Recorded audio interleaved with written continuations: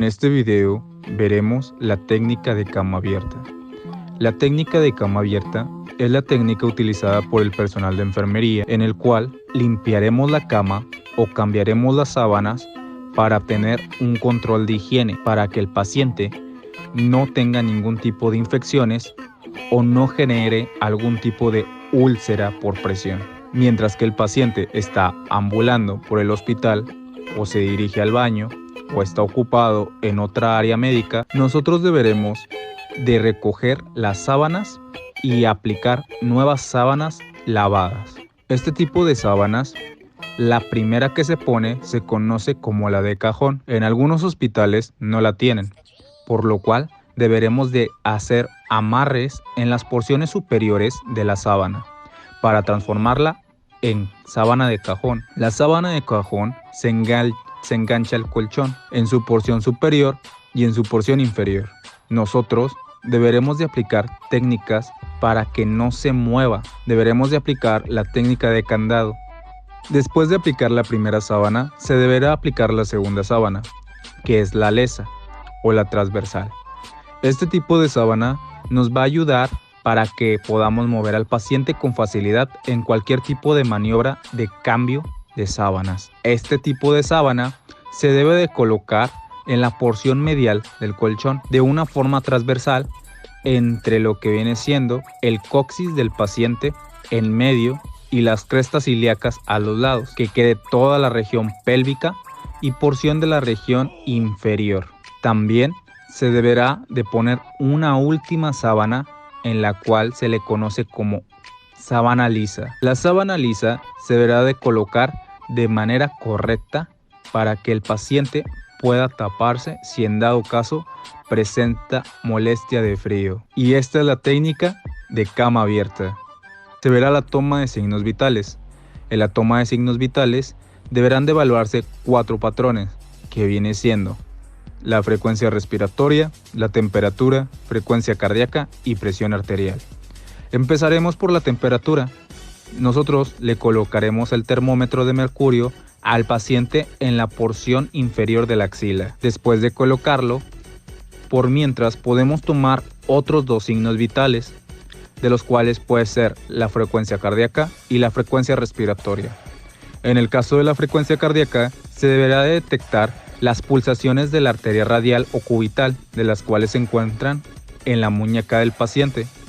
Después de encontrarlas, se deberá de contar por 1 minuto las pulsaciones, registrando un patrón normal de 60 a 120. Mayor a 120 se le conoce como taquicardia. Menor a 40 o 60 se le conoce como bradicardia. En los pacientes se deberá de observar la respiración a través del tórax. La normal viene siendo de 12 a 18 respiraciones por minuto. Nosotros deberemos de quitarle el termómetro y valorar cuál es su temperatura. La temperatura normal es de 36 a 37. Ya que hemos valorado estos 3 signos vitales, nosotros pasaremos a tomar la presión arterial, en la cual se deberá de localizar la arteria braquial que se encuentra en la porción de la fosa olecraniana o porción anterior del codo. Después de hallar el pulso, nosotros deberemos de poner el baumanómetro en donde viene la flecha donde debería de ir la arteria. Se deberá de poner correctamente y ajustado a la complexión del paciente. Después se deberá de poner el fingomamómetro en una posición enganchado al baumanómetro para que nosotros podamos ver. Se deberá de rellenar de aire el baumanómetro inflándolo con el manguito hasta 180 o 200 dependiendo del tipo de paciente que tengamos.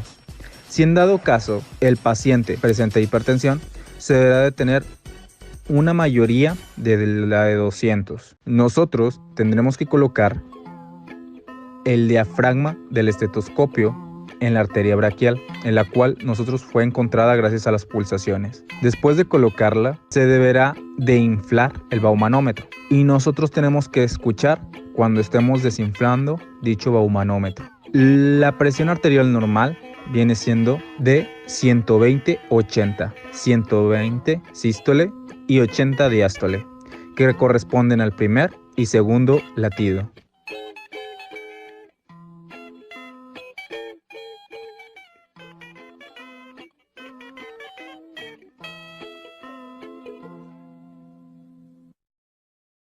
Por el proceso de canalización, se deberá de tener el área limpia por el paciente, se deberá hacer la asepsia correcta, el lavado de manos, la utilización de guantes y se deberá de ver el dorso de la mano del paciente.